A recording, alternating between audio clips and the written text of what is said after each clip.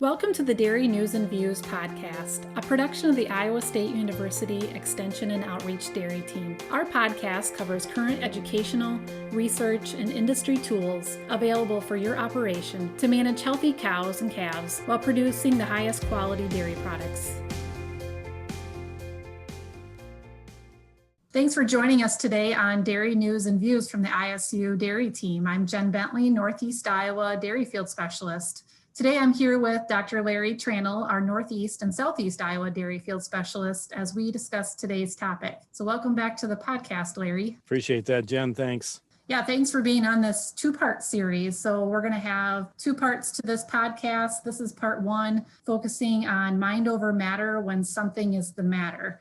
And so today we're going to be talking with Mississippi State Dr. Amanda Stone as we talk about mental health awareness, signs and strategies to use when concerned about ourselves or when someone that we care about. So a very important topic. And then we'll follow up with our second part of this series, Mind Over Matter, talking more with Dr. Larry Tranel on some mindset tactics. And so I'd like to welcome today on our podcast, Dr. Amanda Stone. She's an assistant professor and extension dairy specialist at Mississippi State University. She is from Pennsylvania. She earned her BS in Animal Sciences from the University of Findlay in Ohio and her MS and PhD from the University of Kentucky. She has co-authored 18 peer-reviewed manuscripts, one book chapter, and 54 peer-reviewed abstracts and conference papers. She has received over $4 million in grant funding and focuses her research and extension work into two main areas, heat stress and farm stress. Her overarching career goal is to improve the lives of the producers who feed, clothe, and care for the world each day. So welcome to our podcast, Amanda. Sounds like you're very busy in the dairy industry. Yeah, well, I appreciate you having me. And I think everyone in the dairy industry is super busy. So I'm happy to be involved in it. So Amanda, let's start with what are some of the differences and similarities that you see in dairy farmers that you work with and their relationship to farm stress? Sure. So I'm sure if you've ever been to multiple dairy farms, you know that there are no two dairy farms that are exactly the same. Herd sizes different, facilities, different breeds, family dynamics are always, I think, one of the most interesting things to figure out when you go on a new dairy farm that you haven't been to before. Experience management, all of these differences are going to play into how much stress producers are having and how they handle that stress. There are similarities, though, of course. So dairy farmers, I've never met a not hardworking dairy farmer. They are very independent. They care about their animals. They work really hard, basically 24/7 to make sure that they're feeding all of us and the rest of the world. But they're really stressed. It's a really difficult time in the dairy industry and has been for several years now. You know, at some point, I hope I'll be able to stop saying that, but it has been 4 or 5 years have been very difficult. And Amanda, on a recent webinar that I listened with you and Larry on, the Hordes webinar, you had mentioned, you know, we all have some story or every chapter in our lives that we may not want to necessarily talk about or share out, but you recently shared an experience you felt was very important to share out. Sure. Well, so I think if the more we share personal things, the more they're going to become normalized, if you will. So there's a lot of stigma attached with mental health and mental illness and all of that, which should not exist. But the fact of the matter is that it does. And the more that we discuss anything about mental health and make it not seem like it's this terrible thing that only certain people struggle with, you know, that people know that it's a lot more common than we realize it is, and that it's okay to talk about, it's okay to get help, it's okay to talk to other people about, and make it more normal in our society that is trying to make it more normal now than what they used to, but still not to the point where, you know, people would feel comfortable just making an announcement about their mental health. Or for me, what got me interested in mental health and farm stress and all of this is several years ago, someone in the dairy industry confided in me that they wanted to die by suicide. So I'm very grateful for anybody who comes to me with their problems and trusts me enough with such important information and feelings and all of that. But it was very difficult for me. I had no clue how to handle it. I had never been in that situation before in the dairy industry or beyond. So I really struggled with figuring out on my end, the receiving end of it, how to process what that person was telling me. I will say with 100% confidence that I did not do it very well.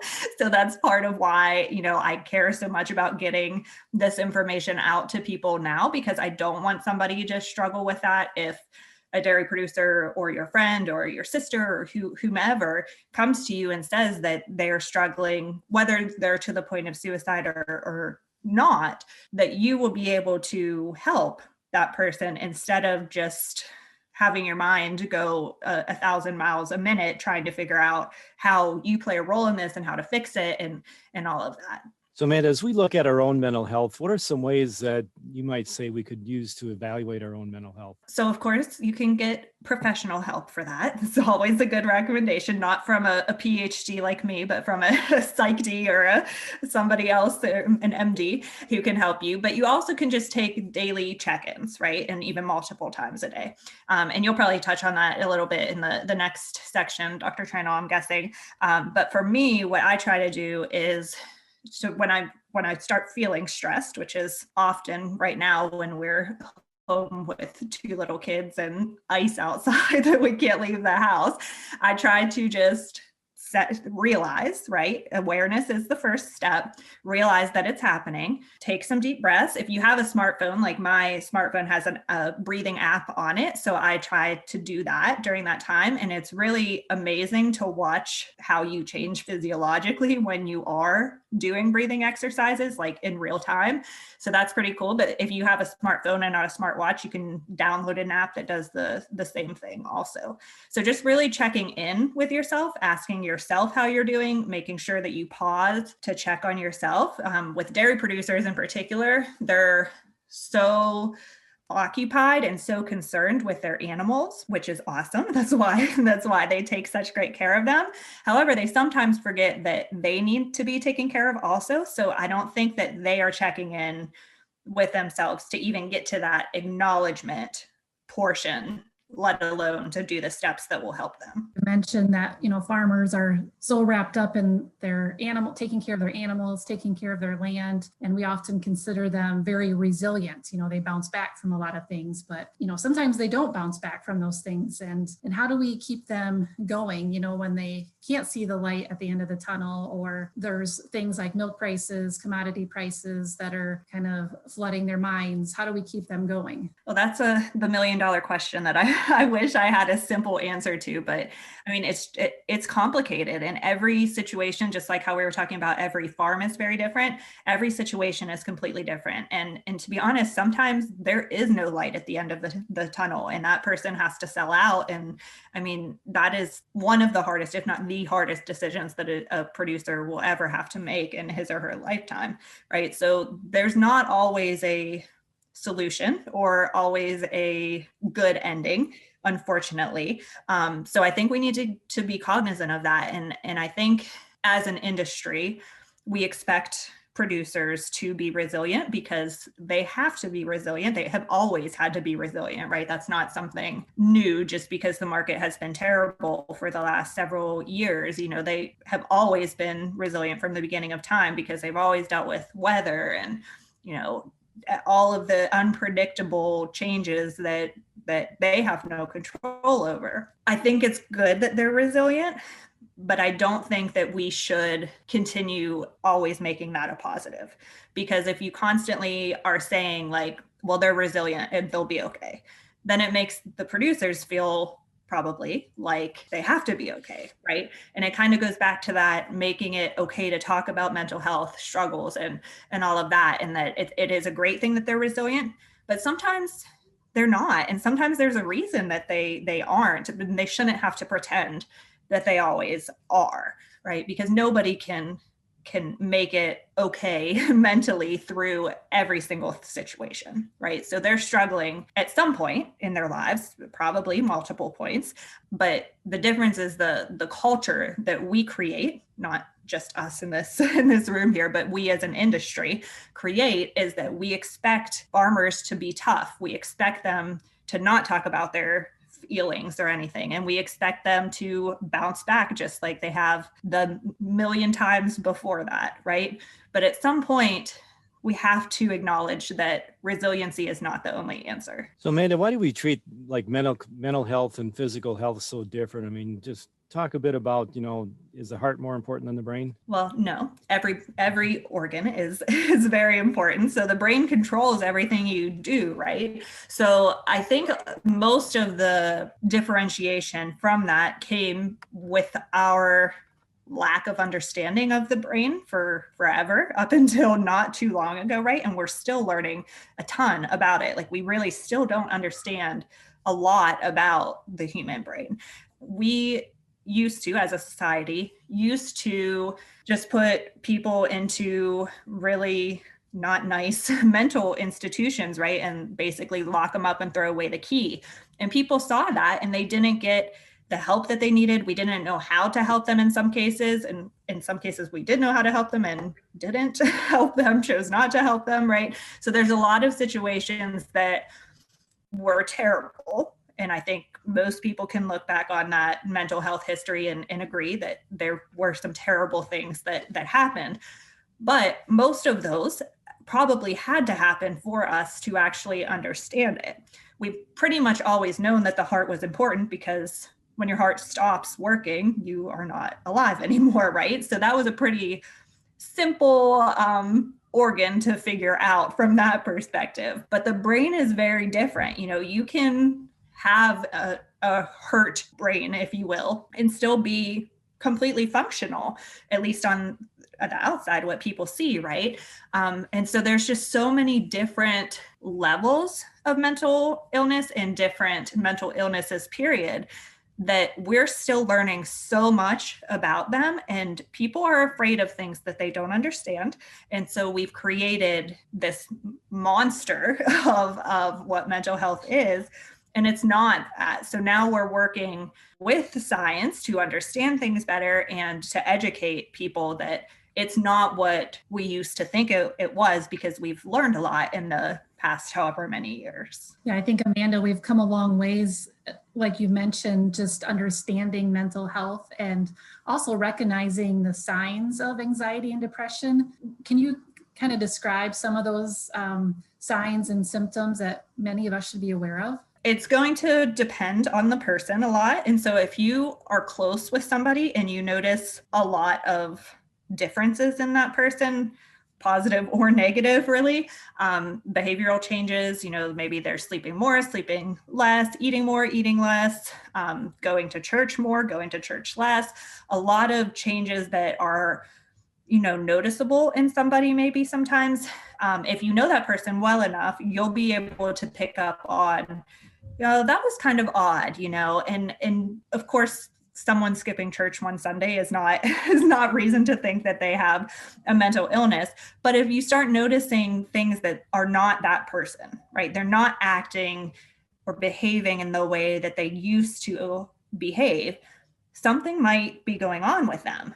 And you have the opportunity as that person's friend or colleague or sibling or whatever, to address that with that person. If they are not struggling and you ask them if they are, what's the worst thing that can happen, right? They talk to you about what's been going on, and no harm, no foul, right? But if you notice changes and you ask them and they are struggling, then you have the opportunity to help get that person to somebody who can help them, or give them strategies to help them, or maybe they even just really were just stressed and needed to talk, or something that you're bringing it up made them feel valued enough and cared about enough that they feel better, right? So if you don't know a person very well, you're going to probably only notice mental crises and not really just mental health challenges. Whereas with the people you know well, you can notice them earlier, right? When they're just a challenge. But if you don't know somebody, you can notice like a panic attack, or if somebody has maybe schizophrenia and is having a manic episode or something like that, then you can notice and step in at that point. But that's a very different scenario because you don't know that person well. So you need to be watching people you know and seeing if there are differences. And there's probably been, and for most people, at least one instance where you've thought like, I think something is going on with that person, right? Like I've said that to my husband before, like I've noticed that so-and-so has been doing this and they don't normally do that. And that's really weird, right? If you notice those things, don't just say them to your husband or whoever, actually act on them if you feel like you need to. So Amanda, we have this kind of a tough it out culture of farming, little to no access to mental health care for a lot of farmers. And if they do have access to it, cost and things like that isn't always a thing. So we do have like farm accidents, and that word suicide creeps up that people just hate to. There's a big stigma even about saying the word. Just talk about some of the farm accidents, the suicide rates. Sure. So mental health help availability depends on what area you're in. Rural areas do not have as much as like urban areas, which is a little bit ironic because rural citizens are more likely to experience farm stress and other mental disorders. So it's I don't know if it's the chicken or the egg or which one, but we need to get access to those people, and to everybody should have access to it. But it's easier said than done, especially for dairy farmers, right? So even if they had access to a mental health facility like a therapist or anything in their town, they're going to have to drive to their town. They're going to know everybody who is in that office, right? Because it's going to be a small community. They might not want people to know that they're struggling. So they're going to avoid it. They're going to find work to do instead of going there because they're really good at finding work to do, because there's always something to do on the dairy farm. And so it just doesn't happen. It's also very expensive, and the health insurance is not a simple topic we won't go too into it here today, but it's not easy and affordable to get care even if you have access to it in a rural community. Suicide is a word that people don't like to say. You're right. I think it kind of is a taboo still, and it's a very sad situation, no matter who it is, what happened, anything like that. Someone dying by their own hands is very sad, and there's a lot of, I would say, misconceptions, misunderstanding, judgment on people who die by suicide or have attempted to die by suicide, because we really don't put ourselves in people's shoes enough. And though we can't truly walk a mile in someone else's shoes, right, to truly understand what they're going through or how they're thinking about things, we don't really try that hard. We don't give people credit for the stuff that we don't see that they're dealing with. And I don't think that we normally want to excuse things or understand things that are difficult, right? So if somebody that you care about or that you know well died by suicide, you don't really want to be understanding of that, right? Because you see the heartache that it causes everybody around them. You see the wife of that person who is devastated, right? And all of the family members, all the stuff that they get stuck with after, and you feel mad at that person for doing that. And I think that's a normal reaction for people to have. But I also feel like you need to understand that someone wouldn't do that unless it was absolutely their last stitch effort at fixing things, right? It is the opposite of selfish. That's a word I hear thrown around with suicide a lot, is that it was very selfish of that person. But it's really the opposite. In that person's mind is they're thinking, if I'm not here anymore, everyone else is going to be better off. They're in that dark pit of despair. They have maybe tried everything they know how to do or haven't, and they just don't know how to do things to help themselves. And they just cannot find a way out. And they think that they are helping people. So it's a really complicated, really sad issue, not just in the farming community, but in the farming community, as you mentioned, accidents are not always accidents. There are insurance reasons for that, which is, again, that person thinking of their family in that equation because they're trying to take care of them even after they die by suicide. So if you, like I kind of mentioned a couple minutes ago, that you really have to be in a place where you feel like you have no other options, right? To be able to try to die by suicide. And you really, I would say, are even one step further by being willing to pose an accident as that, because these accidents are not easy, painless ways to die, right? And I'm not saying all accidents are suicide, because that certainly is not true. Accidents do happen on farms, but not all accidents are accidents.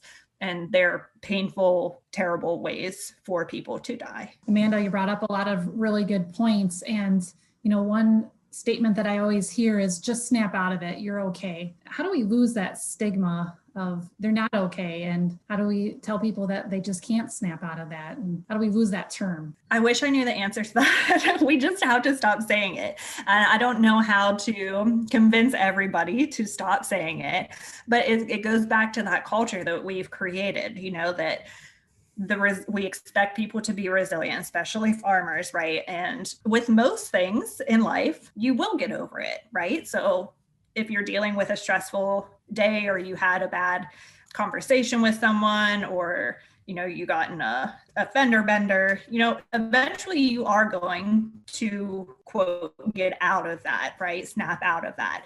If we're talking about somebody with mental illness, which again is a lot more common than you think, and you're not going to know if somebody has it, because honestly, most people don't know themselves that they have it, because they don't go to get diagnosed until later in life, like 10 to 20 years after they actually start experiencing symptoms. We don't know how to solve it, right? And again, humans don't like to help someone. So we just go to our go-to of, oh, it's fine, right? And we grow up with that. And, I have 2 little boys, and when they fall and hurt their knee or whatever, that's almost always my first reaction too, is it's okay, right? And sometimes it's not okay. And it's okay to not be okay. You hear people say that, and it's true. I mean, that's the motto that we need to live with. Instead of the snap out of it, you're okay, we need to be saying it's okay to not be okay, and then help each other, help ourselves, because not everybody is okay. Amanda, what kind of programs do we have, like, to help people, like, as friends and neighbors? I know you mentioned things like Farm Mental Health First Aid, the QPR. I mean, what do those programs do for us? Mental Health First Aid is an international program, I guess, and it's basically meant to teach people how to notice signs of mental health crises. So it teaches people how to assess that person, and then how to kind of help get them the help that they need. So it doesn't train you to be a therapist or a psychologist or anything like that, or it doesn't train you to diagnose problems, but it gives you the tools that make you an expert noticer, we call it. So kind of, I think maybe back to the first or second question, or maybe it was after that you were asking about like signs of anxiety and depression.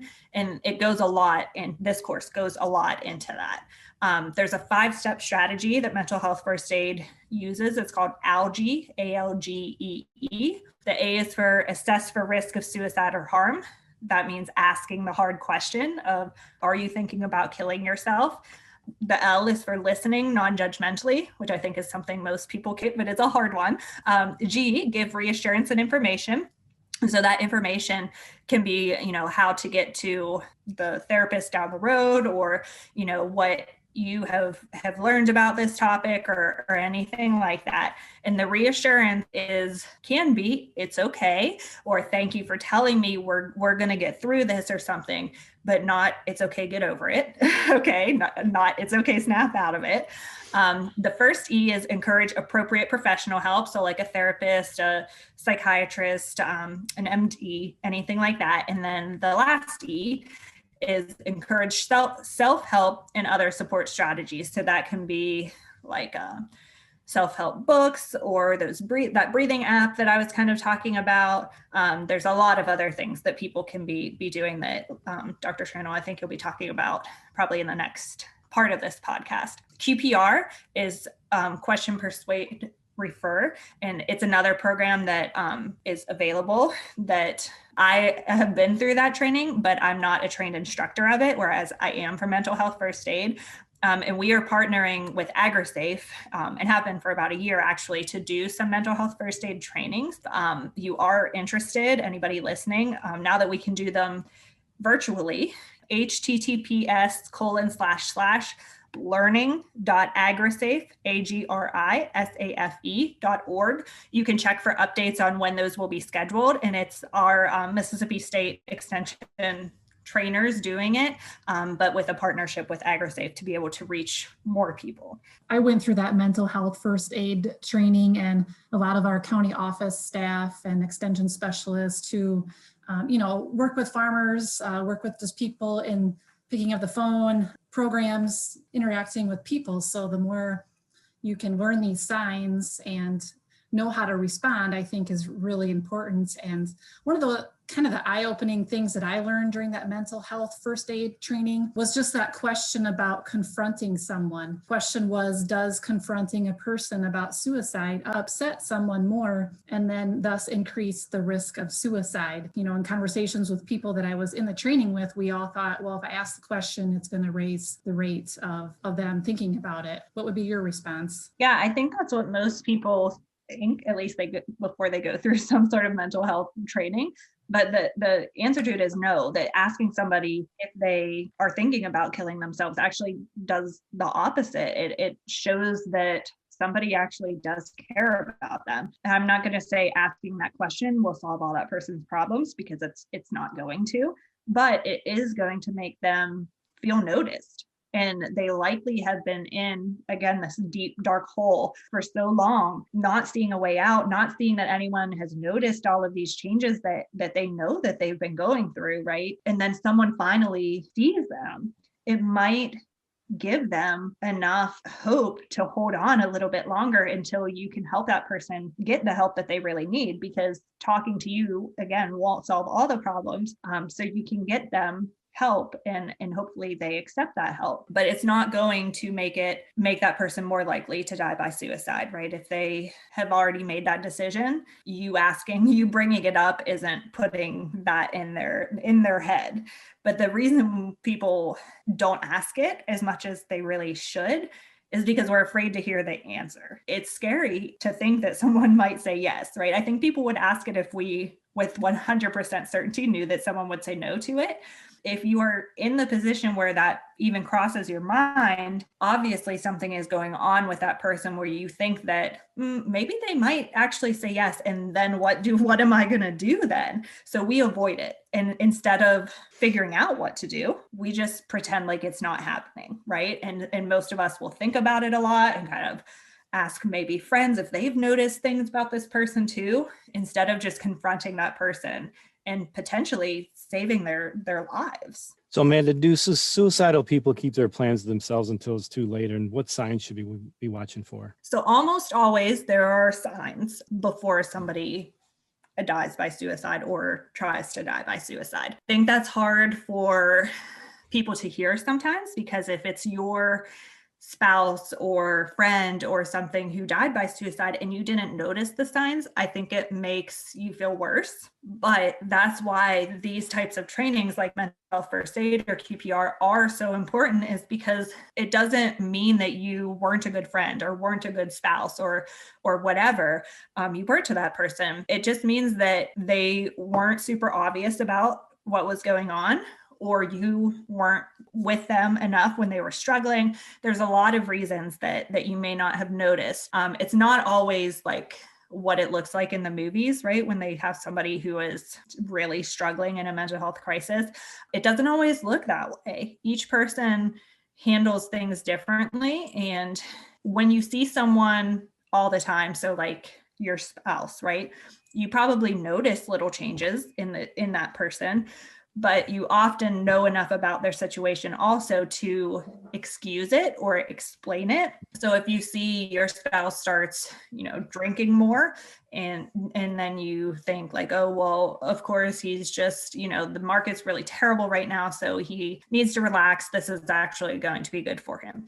And then you notice that he's sleeping more, and you're like, well, of course, because he's drinking more, so he's probably more tired, or he's had it's calving season, and we've had a lot of, late nights and early mornings, so he just needs to do that. And then, the hygiene starts going downhill, but again, it's calving season, so he's always running back and forth. So that's probably why he'd rather take a nap than hop in the shower or whatever, so there's a lot of hindsight is 2020, I think, in these situations, that we need to make it foresight is 2020, because we need to be able to tell that it's happening before it's too late. We can't bring that person back after they take their life, right?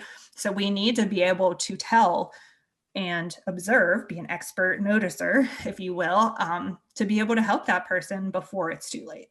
Do you have any other additional resources that we should be ready to have in our back pocket, if we are confronted with any of these types of situations? Yeah, so it's best to know regionally what you have available. I think you all in Iowa actually have more than what we have here in Mississippi. So check your local resources as to how you can help get people in touch with somebody who can help them. But for the whole United States, there's the National Suicide Prevention Lifeline.